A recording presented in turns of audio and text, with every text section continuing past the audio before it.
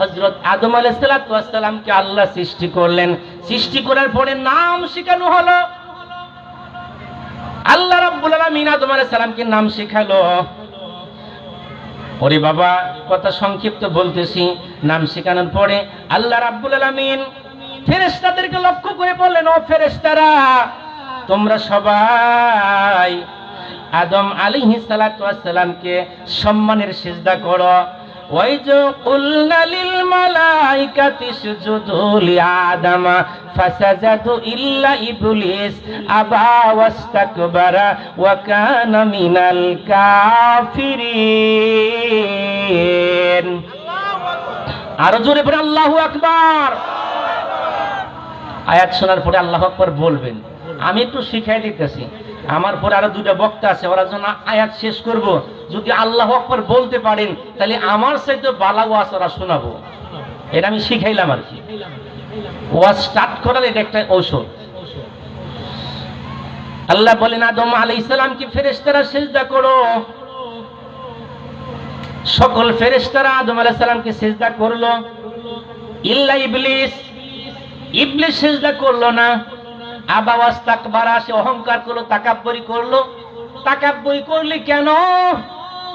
আল্লাহ ডেকে বললেন, ইবলিস কেন সিজদা করলি না? ইবলিস বলল, আনা খলাকতানি মিন নারি ওয়া খলাকতাহু মিন তিন। হে আল্লাহ, আমাকে আপনি আগুন থেকে সৃষ্টি করেছেন আর তাকে সৃষ্টি করেছেন মাটি থেকে। আগুন, মাটির চাইতে আগুনের দাম বেশি। আমি আগুনের তৈরি হওয়ার পরে মাটির তৈরি আদমকে সিজদা করতে পারবো না। আল্লাহ কয়, মাটির থেকে আমি আদম বানাইছি, তোরে বানাইছি আগুন থেকে, ঠিক আছে, কিন্তু তুই যে যুক্তি দিলি, আমার অর্ডারের সাথে, আমার হুকুমের সাথে কোনো যুক্তি চলবে না। কেন তুই সিজদা করলি না? এই জন্য তোকে আমি কিয়ামত পর্যন্ত শয়তান বানাইলাম। আর যারা সিজদা করলো তারা ফেরেশতাদের মর্যাদায় রক্ষা পেল। কন্যা সুবহানাল্লাহ। যারা সিজদা করলো তারা ফেরেশতাই হয়ে থাকলো। যখন দেখলো যে সিজদা করবার কইলো, আমরা সবাই সিজদা করলাম, আমরা ফেরেশতাই রয়ে গেলাম, সিজদা করলো না, আজাজিল হয়ে গেল শয়তান। তারা আরেকটা খুশি হয়ে সিজদা করলো, কি যে আজকে সিজদা না করার কারণে ফেরেশতাদের লিডার আজাজিল হইল শয়তান, আর আমরা সাধারণ ফেরেশতা, আমরা ফেরেশতাই থাকলাম। আল্লাহ গো, সিজদা করার জন্য অনুমতি আমাদেরকে তুমি শক্তি দিয়েছো, এজন্য শুকরিয়া জান। আরেকটা সিজদা ফেরেশতারা দিল। এই জন্যই নামাজের মধ্যে দুই সিজদা। কন্যা সুবহানাল্লাহ। একটা হলো কি আল্লাহর হুকুম, আর হুকুম পালন করতে পারছি, শয়তান হইলাম না, ফেরেশতাই রয়ে গেলাম। আরেকটা সিজদা দিলাম, নামাজের মধ্যে দুই সিজদা। কন্যা সুবহানাল্লাহ। এই জন্য সিজদা যারা দেয় তারা হলো আল্লাহর প্রিয় বান্দা, প্রিয় বান্দি।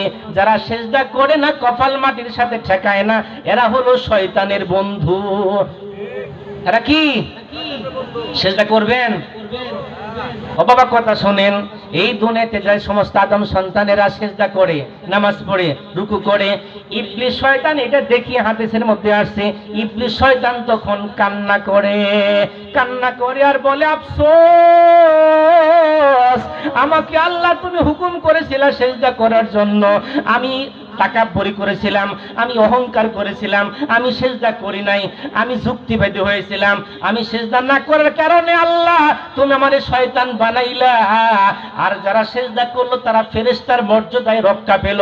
আজকে আদম সন্তান সিজদা করার কারণে তারা জান্নাতি হইল, আর আমাকে সিজদা করবার বলছিল, আমি সিজদা করি নাই, এই জন্য কিয়ামত পর্যন্ত শয়তান হয়ে গেলাম। এই জন্য আফসোস করে শয়তান, ইবলিস সিজদাকারীদের প্রতি আফসোস করে শয়তান কান্না করে। শয়তান কান দিতে থাক, কোনো সমস্যা নেই, কারণ তুই সিজদা করলি না। কেন আপনারা সিজদা করবেন? রাজি আছেন? নারায়ে তাকবীর। দেখি কারা সিজদা করবেন, হাত উঠান তো। আল্লাহ সবাইকে সিজদা করার তৌফিক দান করো। এই যারা সিজদা করে তারা আল্লাহকে মানে, আর যারা সিজদাকারী বান্দা তারা আল্লাহর প্রিয় বান্দা। কন্যা সুবহানাল্লাহ। আল্লাহ আপনাদের প্রিয় বান্দা হওয়ার তৌফিক দান করুন। সামনেতেই কথা আগাতে চাই। আল্লাহ বলছেন যে আদমকে ইবলিস শয়তান সেটা সিজদা না করার কারণে সে ব্যক্তি শয়তান রয়ে গেল। এ পর্যায়ে আল্লাহ তাআলা আদম আলাইহিস সালামকে বানায়া রাখলেন। রাখার পরে আল্লাহ পরের আয়াতে বলছেন, وقلنا يا آدم اسكن أنت وزوجك الجنة আল্লাহ বলছেন আদম আলাইহিস সালামকে আমি বললাম, আদম তোমার স্ত্রীকে তোমার সঙ্গীকে নিয়ে তুমি জান্নাতে যাও। ভিতরে একটা কথা আছে, কথাটা কি? আদম আলাইহিস সালামকে আল্লাহ বানাইছেন, বানায় রেখে দিয়েছেন। রেখে দেওয়ার পরে আদমের মনে মধ্যে ভালো লাগে না। আল্লাহকে দেখে বলল, আল্লাহ তুমি আমাকে এত বড় বিশাল জায়গাতে তুমি আমাকে বানাইলা, আমার তো ভালো লাগে না, আমার তো কথা বলার মানুষ নাই, আমার তো সঙ্গিনী নাই, আমার তো ভালো লাগে না। আল্লাহ কয়, আদম তোমাকে ভালো লাগানোর জন্য আমি একটা ব্যবস্থা করতেছি। কন্যা সুবহানাল্লাহ। আদম আলাইহিস সালাম বসে থাকতে থাকতে ঝিমাইতে ঘুমায় গেছে। আল্লাহর ফেরেশতাকে ডেকে বললেন, ও জিবরাইল, আদম আলাইহিস সালাম ঘুমাইছে, তার বাম পাজের হাড্ডিটা বের করে হাওয়াকে বানাও। আদম আলাইহিস সালাম জানি ব্যথা পায় না, কষ্ট পায় না। যদি আজকে আদম ব্যথা পাইতো, নারী পুরুষরা কোনদিন নারীদেরকে ভালোবাসতো না। এই জন্য ব্যথা পায় নাই বিদায় আজকে মেয়েদের প্রতি আমাদের আকর্ষণ। কন্যা সুবহানাল্লাহ। আদম আলাইহিস সালাম ঘুম থেকে জেগে দেখে তার পাশে একটা সুন্দরী নারী হাওয়া আলাইহিস সালামকে রূপসজ্জা দিয়া সামনের চেয়ারে বসাইছে। একবার কোন সুবহানাল্লাহ। যখন বসায় ঘুম থেকে চাইয়ে দেখে সামনের চেয়ারে একটা যুবতী হাওয়া আলাইহিস সালাম। আদমের মনটা যেমন কেমন করে হাওয়ার দিকে চলে যায়, হাতটা যেতে চায়, মনটা যেতে চায়। মনের মালিক কে? আর জোরে আল্লাহ কয়, আদম রে, তোরে আমি বানাইছি, তোর মনটা আমি বানাইছি, তোর মনে হাওয়ার দিকে যায়। আমি কিন্তু জানি হাওয়াকে স্পর্শ করা যাবে না, আগে তাকে বিয়ে করতে হবে। কন্যা সুবহানাল্লাহ। আদম আলাইহিস সালাম দেখে বল, আল্লাহ আমি কেমনি হাওয়াকে বিয়ে করব আমি তো জানি না। আল্লাহ কয়, ঠিক আছে, আমি নিজে তোর মোল্লা হইয়া তোর বিয়ে পড়ায় দিলাম। তুই শুধু আমার নবী মুহাম্মদুর রাসূলুল্লাহ সাল্লাল্লাহু আলাইহি সাল্লামের উপরে 10 বার দরুদ শরীফ পাঠ কর। 10 বার দরুদ শরীফ পড়ার কারণে হাওয়ার দেলমোহর আদায় হয়ে যাবে। একবার বলি সুবহানাল্লাহ। এবার আল্লাহ তাআলা আদম আলাইহিস সালামের বিয়ে হাওয়ার সাথে পড়াইয়া দেয়া। এবার দেখি আল্লাহ বললেন, ও আদম আর হাওয়া, ওয়া কুলনা ইয়া আদম উসকুন আনতা ওয়া যাওজুকাল জান্নাতা। ও আদম আলাইহিস সালাম, তুমি এবং তোমার স্ত্রীকে তুমি নিয়ে জান্নাতে যাও। ওয়া কুলা মিনহা রাগাদান হাইসু শিতুমা। জান্নাতের মধ্যে যত রকমের ফল ফুল আছে সব কিছু তোমার মন চাই তুমি পান করো, খাও, কিন্তু ওয়ালা তাকরাবা হাযিহি শাজারাতা ফাতাকুনা মিনাজ জালিমিন। একটা গাছের কাছে যাবা না, সেখানে গেলে কিন্তু তুমি জালিমদের অন্তর্ভুক্ত হয়ে যাবা। একবার বলি সুবহানাল্লাহ। আদম আলাইহিস সালাম হাওয়াকে নিয়ে জান্নাতের মধ্যে বসবাস করা শুরু করে দিল। ও বাবা, শয়তান আমাদের প্রকাশ্য শত্রু।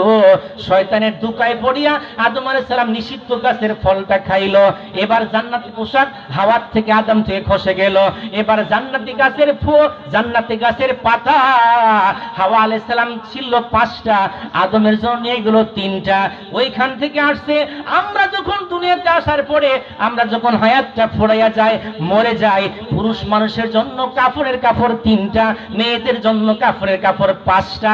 ওইখান থেকে আসছে হাওয়া আলাইহিস সালাম নিজের আব্রু ঢাকার জন্য আদমের জন্য পোশাক কাপড় পাতা ছিল 3টা, আর হাওয়ার জন্য পাতা ছিল 5টা। এইখান থেকেই মৃত্যুর সময়ে আমাদের জন্য 3টা কাপড় নিয়ে যেতে হয়, মেয়েদের জন্য 5টা কাপড় নিয়ে যেতে হয়। বলেন একবার সুবহানাল্লাহ।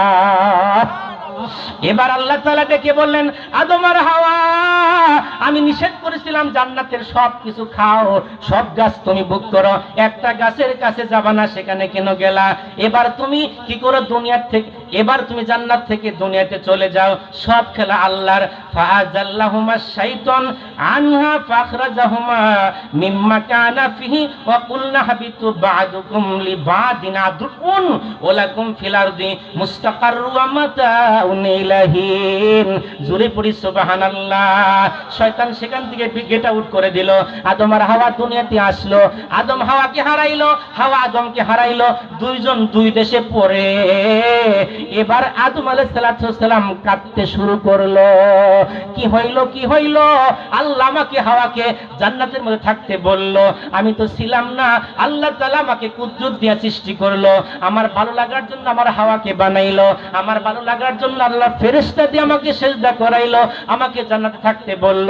আমি কি ভুলটাই না করলাম, আজকে হাওয়াকেও হারাইলাম, আমিও হারিয়ে গেলাম। আর এবার আদম আলাইহিস সালাম দুনিয়ার জমিনে আসার পরে শুধু কাঁদতেছে, কিন্তু কাদার কোনো শব্দ নাই। কথা বোঝা গেছে বাবা? কাদার কোনো শব্দ নাই। হাওমাও করে যারা কাঁদো তারা তো মনের দুঃখটা প্রকাশ করতে পারো, কিন্তু যে সমস্ত লোকেরা বড় দুঃখ পায়, বড় দুঃখ পাওয়ার কারণে হাওমাও করে কাঁদতে পারে না, অন্তর চাপা লাগে, অন্তরে ব্যথা লাগে, অন্তর পাথর হয়ে যায়, আর তারা হাওমাও করে কাঁদতে পারে না, শুধু চোখ থেকে পানি ঝরে।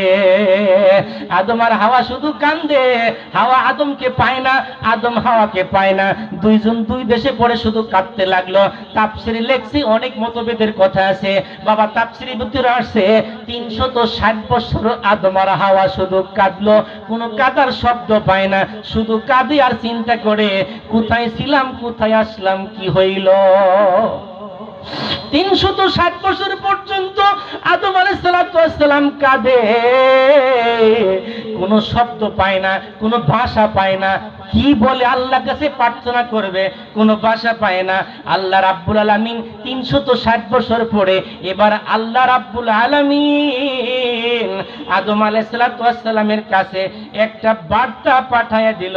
সেই বার্তাটা হলো ফাতালাক্কা আদম মির রাব্বিহি কালিমাতিন ফাতাবা আলাইহি ইন্নাহু হুয়াত তাওয়াবুর রহিম। আর জোরে পড়ি আল্লাহু আকবার। 360 বছর পর্যন্ত আদম আলাইহিস সালাম যখন কাঁদলো রে বাবা, চোখে পানি কিন্তু কাদার শব্দ নাই। আল্লাহ রাব্বুল আলামিন 360 বছর পরে এই আয়াতটা আদম আলাইহিস সালামের মনের মধ্যে ইলহাম করলো, ধাক্কা দিল। আদম কাঁদো কেন, ভাষা প্রকাশ করো। আদম আলাইহিস সালাম আল্লাহর কাছ থেকে ইলহামের মাধ্যমে মনের ভিতরে উদাও, মনের ভিতরে কথাগুলি আসতে লাগলো। এটা আল্লাহর রহমত। ফাতালাক্কা আদম মির রাব্বিহি কালিমাতিন ফাতাবা আলাইহি।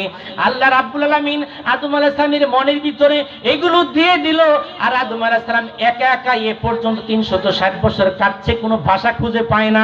আয়াতটা নাজিল হওয়ার পরে আদম আলাইহিস সালাম এবার ভাষা খুঁজে পাইল। কন্না সুবহানাল্লাহ। ও বাবা, আদম আলাইহিস সালাম কত হাজার বছর আগে সৃষ্টি হয়েছে, আমাদের নবী আসছে তার সাথে কত কোটি কোটি বছর পরে, আমরা শেষ নবীর উম্মত হওয়ার পরে তার ভাষা, তার ইতিহাস কোত্থেকে পাইলাম? এই যে কোরআনের সূরা বাকারার 37 নম্বর আয়াতের মধ্যে আল্লাহ বলেছে, একবার বলেন সুবহানাল্লাহ। আল্লাহ বলছেন ফাতালাক্কা আদামা, আমি আদমের দিলের ভিতরে ইলহাম করলাম, ধাক্কা দিলাম, মনে করে দিলাম, মির রাব্বিহি কালিমা, এমন কিছু কালেমা, এমন কিছু কথা, এমন কিছু বাক্য শিখাইলাম, সেই বাক্যগুলো দিয়া ফাতাবা আলাইহি, সে নিজেকে তওবা করার ভাষা খুঁজে পাইল। বলেন না একবার সুবহানাল্লাহ। তওবা করার ভাষা শিক্ষা লাভ করলো। তওবার ভাষা 360 বছর পর্যন্ত মনে হয় নাই, কথা আসে নাই, শুধু কাঁদছে।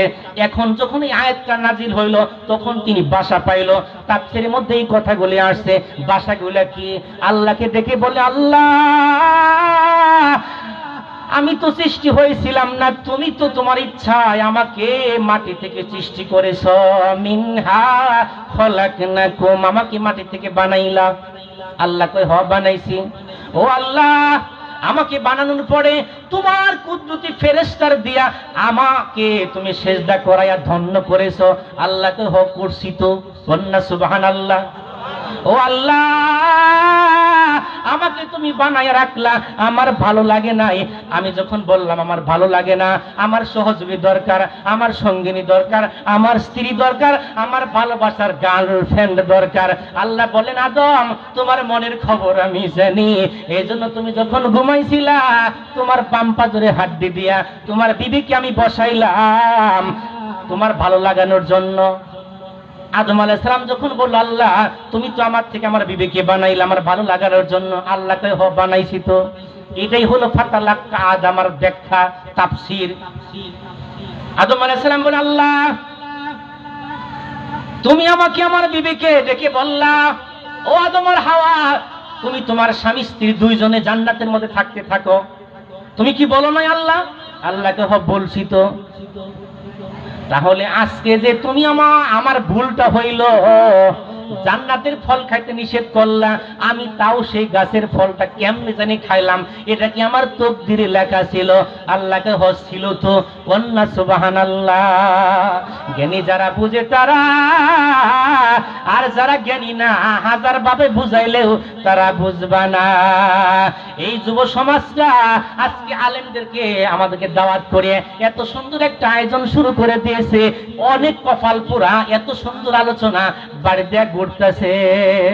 জীবনে ওই কথা তোমরা শুনো নাই, পড়ো নাই, বুঝো নাই, আজকে বুঝো অল্প টাইম আর প্রকাশ করতে পারলাম না।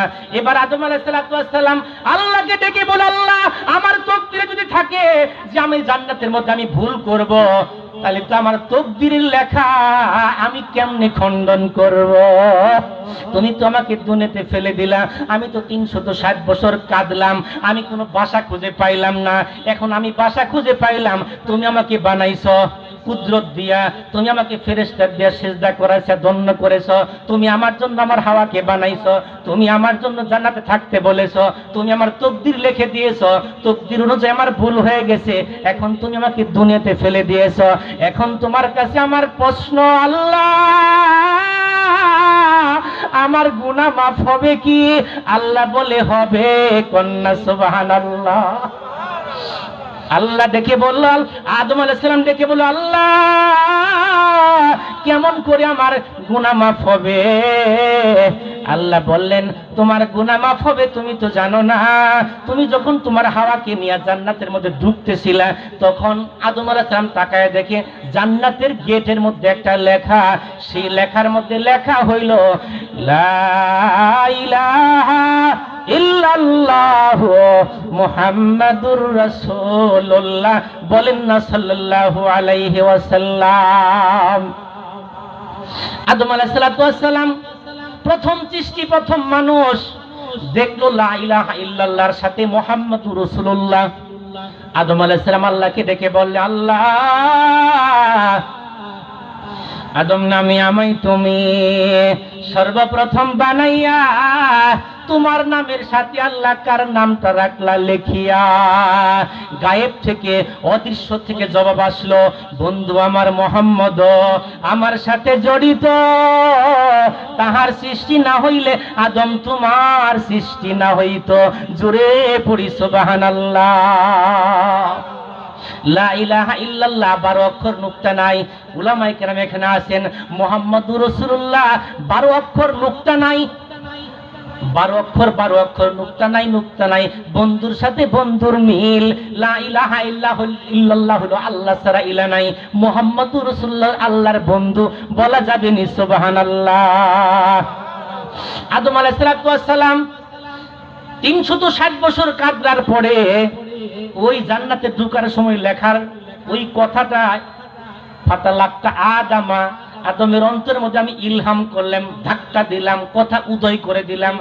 এই উদয়ের কথাটা তখন মনে হয়েছে, আল্লাহ গো জান্নাতের মধ্যে যখন আমি ঢুকলাম আমার হাওয়াকে নিয়ে, তখন দেখলাম লা ইলাহা ইল্লাল্লাহর সাথে তোমার একটা বন্ধুর কথা মুহাম্মাদুর রাসূলুল্লাহ। আমি বলছিলাম, আল্লাহ তোমার নামের সাথে তো আমার নাম থাকা দরকার, কারণ তুমি আমাকে প্রথম বানাইছো।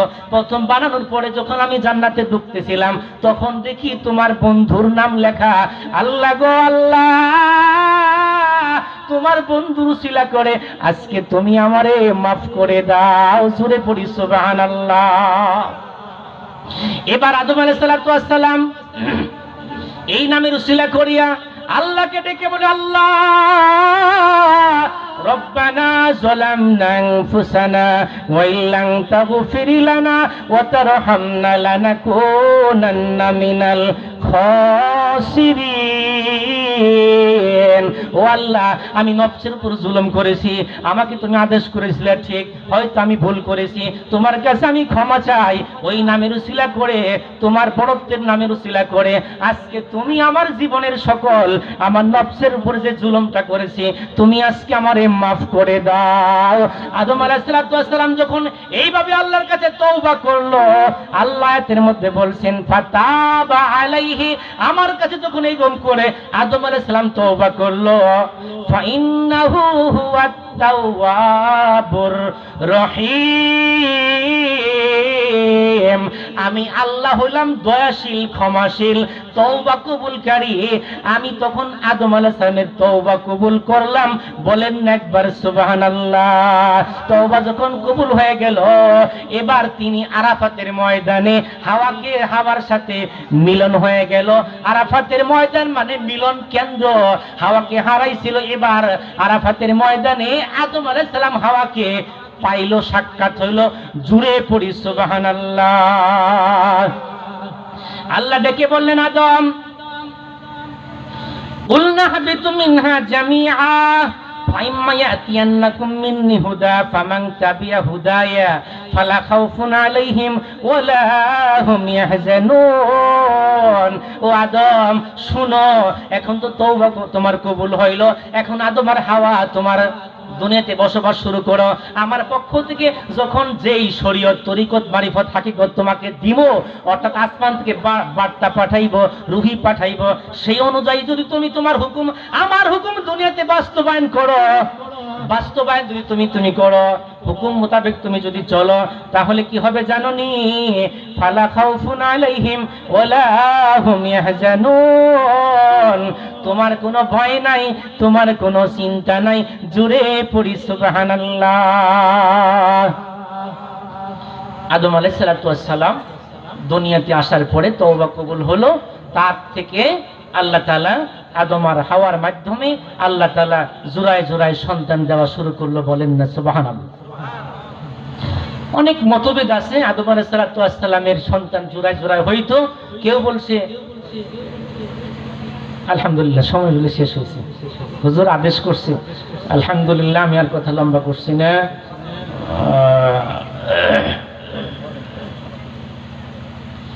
সময় শেষ হলে পরে কি আর বলা যায়, ওয়াজের মূল ভেঙে যায়। আলহামদুলিল্লাহ আমি কথা শেষ করছি।